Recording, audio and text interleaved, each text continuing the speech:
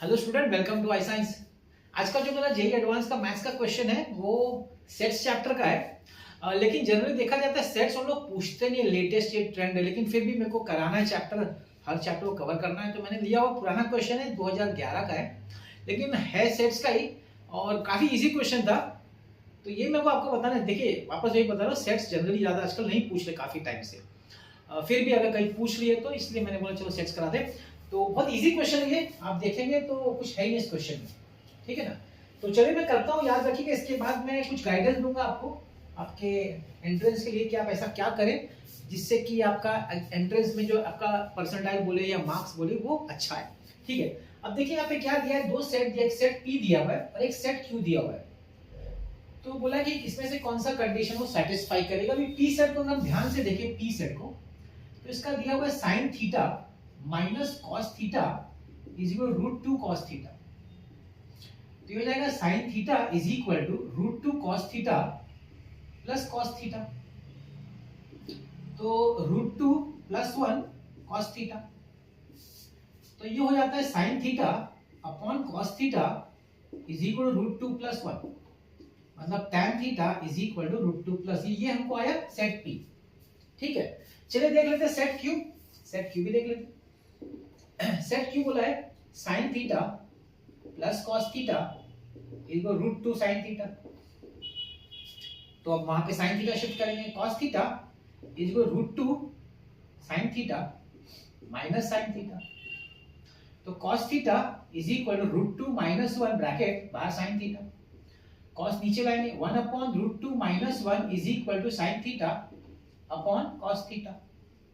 So tan theta is equal to 1 upon root two minus one. इतना तो आप लोग, मतलब ये सब तो कुछ बताने का मतलब ये तो बेसिक है, कोई 10वीं का स्टैंडर्ड का बच्चा भी कर ले, है कि नहीं। अब यही थोड़ा फर्क आता है कि ये कुछ अलग दिख रहा है। चलिए रैशनलाइज करके देखते हैं क्या होगा। Rationalise root two plus one upon root two plus one, root two plus one और ए minus B A plus B A square minus B square, to minus one, लो खत्म हो गया भाई, खत्म हो गया। होता सेम, tan थीटा दोनों सेट सेम है।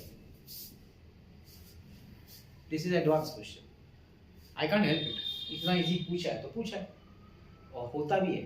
एडवांस से लोग डरते हैं, होता है दो चार सब डिफिकल्ट होता है, लेकिन ओवरऑल पेपर देखा रहेगा आप तो बहुत सारे सब कर लग सकते हैं।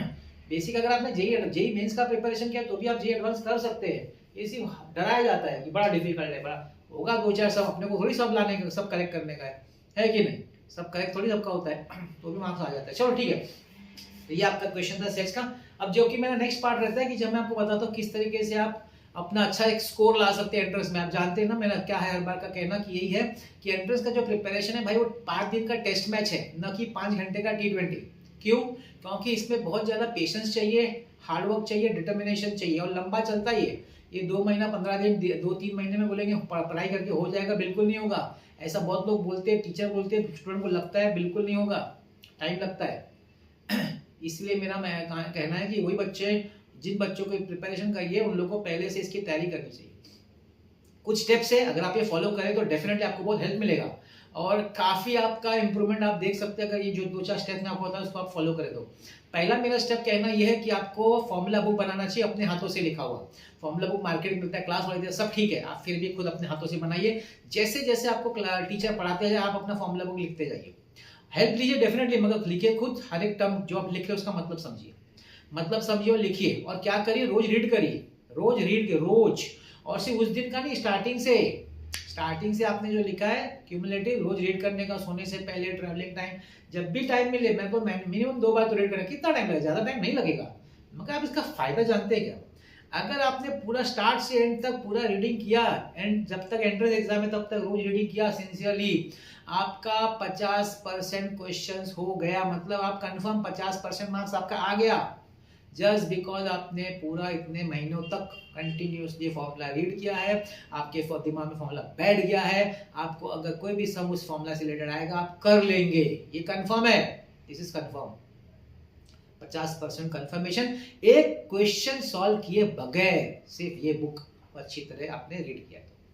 दूसरा काम क्या करना है, 2 रेफरेंस बुक लेना है अच्छा सा प्रिपेयर करने के लिए, टीचर जब पढ़ाए फिर शुरू हो जाए रेफरेंस बुक से सॉल्व करना। टीचर का वेट मत करिए। और मेरा तो क्लियर मानना है, देखिए एमसीक्यू क्या है, सॉल्व करना क्या मतलब है, आपको जो सिखाया गया आप उसको अप्लाई करते हैं ना। एमसीक्यू सॉल्व करना मतलब नॉलेज जो है मुझे उसको अप्लाई करना, समझना मेरे को वो कंसेप्ट समझा कि नहीं। तो ये स्किल है और ये स्किल कोई सिखा नहीं सकता, ये डेवलप होता है। और डेवलप 1 दिन 2 दिन में नहीं होता है, टाइम लगता है। इसलिए 5 दिन का टेस्ट मैच है, ना कि 5 घंटे का T20। इसको डेवलप करना पड़ता है, लगे रहने का। तकलीफ होगी, नहीं आएगा शुरुआत में, डिफिकल्ट लगेगा और हो सकता है कि समझ में भी ना आए, तो टीचर का हेल्प लेने का, लगे रहने का। जो बच्चा लगा रहेगा, धीरे धीरे क्या होगा, शुरुआत में नहीं होगा, टाइम लगेगा, फिर टाइम आएगा कि उससे होने लगेगा, कम टाइम में होने लगेगा। फिर धीरे धीरे ऐसा आएगा कि क्वेश्चन देखिए अरे बोलेगा बड़ा इजी है, आगे चल के तो ओरली सॉल्व करना शुरू करेगा, वो भी टाइम आएगा, ध्यान रखिएगा, वो टाइम भी आएगा। बस यहाँ का वो खुल जाना चाहिए स्किल। ये दूसरा काम करना है। तीसरा क्या करना है, पीवाईक्यूज देखना है। देखिए पीवाईक्यूज का ट्रेंड पता चलता है, अभी सेट्स का ट्रेंड है, आ ही नहीं रहा है, बहुत टाइम से सेट्स पूछ नहीं रहे, पता नहीं क्यों नहीं पूछ रहे, जो भी रीजन हो तो मगर फिर भी अपने को प्रिपेयर तो करने का, उसमें कम टाइम देने का। इससे पता चलता है सेट्स पे कम टाइम देने का, दूसरे चैप्टर जो ज्यादा पूछेगा उस पर ज्यादा टाइम देने का। और आप मेरे एमसीक्यू देखिए, सीटी है, मेंस है, एडवांस है, मैं सब डालता हूँ। आपको सब देखने का फायदा यही होगा कि जब भी आप देखेंगे तो क्या होगा मालूम है, आपका कंसेप्ट स्ट्रांग होगा।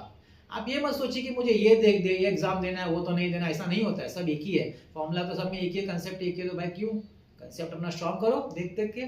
और चौथा सबसे इंपॉर्टेंट, टेस्ट देने का भाई। हर हफ्ते आपको जो आपने जो भी उस वीक में जो प्रिपेयर किया ना एमसीक्यू, उसका एक कंबाइंड पीसीएम का टेस्ट होना चाहिए। और एक स्टार्टिंग से अभी तक का क्यूमुलेटिव होना चाहिए पीसीएम का, 2 टेस्ट होना चाहिए हफ्ते में, क्योंकि अपने को पुराना भूलना नहीं है, उसका भी एक टेस्ट होना चाहिए। आप ये 4 चीज करके देखिए, फिर देखिए क्या होता है। आप विश्वास नहीं करेंगे, आपका इतना अच्छा प्रिपरेशन हो जाएगा, परसेंटाइल आएगा तो और विश्वास नहीं करेंगे। अच्छा, ये टेस्ट के बारे में ऐसा है कि इसका अपना कस्टमाइज करना पड़ेगा। जैसे आप प्रिपेयर करें तो आजकल क्लासेस वालों का ऐप होता है, उस पर आप कर सकते हैं। तो अच्छा ऑनलाइन भी मिलता है, जेन्युइन होना चाहिए, फ्रॉड नहीं होना चाहिए, उसका ध्यान रखिए। बस ये 4 चीज करिए, आप देखिए। सिर्फ टीचर्स का हेल्प लेना पड़ेगा जहां जहां आपको नहीं समझ में आ रहा है, नहीं तो आपको किसी की जरूरत नहीं, किसी की जरूरत नहीं है। ये बहुत बेसिक चीज है। देखिए क्या है ना, पढ़ाई जो होती है ना बहुत सिंपल है, मगर उसको बहुत डिफिकल्ट प्रेजेंट किया जाता है कि ये डिफिकल्ट है, नहीं हो सकता, ऐसा कुछ नहीं है, ऐसा बिल्कुल नहीं है। आप ही करके देखिए, 3 महीने में मैं आपको 3 महीने में आपको रिजल्ट दिखाया। 3 महीने तो देना पड़ेगा स्टार्ट में, वो देखने के लिए कि इसका फायदा हो रहा है कि नहीं। ट्रायल करके देख लीजिए, जो मेरे 4 स्टेप्स है, फिर आप बोलेंगे कि क्या फायदा हुआ इसका। ठीक है ना। बस ऐसे मेरा वीडियो देखते रहिए। आज का वीडियो आपने देखा उसके लिए बहुत बहुत धन्यवाद।